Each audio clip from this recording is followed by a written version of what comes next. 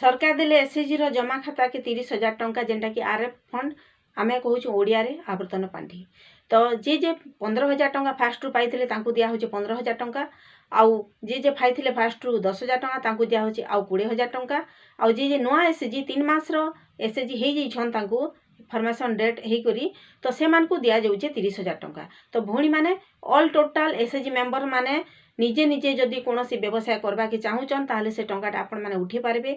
भौणी जने comment box रे लिखिचन जे दीदी आमे से टंकाटा आरएफ फंड टंकाटा उठे पारमुगे विथड्रॉ करि पारमुगे। तो भौणी आपण से टंकाटा विथड्रॉ करि पारबे जदि आपण मानकर अकाउंट रे अवेलेबल बैलेंस अछि। जदि आपण मानकर अकाउंट रे कम टंका अच्छे ताहले आपण माने से टंकाटा उठे नि पारन। जेहेतु आगरु आपण माने टंकाटा उठे सारिचन तो से टंकाटा डिपोजिट नि कला पर्यंत आपण माने आवर्तन पांठीटा उठे नि पारन। आपण माने जदि कोनोसी बिजनेस करबा के चाहूचन बेसी अमाउंट अच्छे किछि टंका सेति आमके लागबा तो साहले से टंकाटा उठे करी बिजनेस रे आपण माने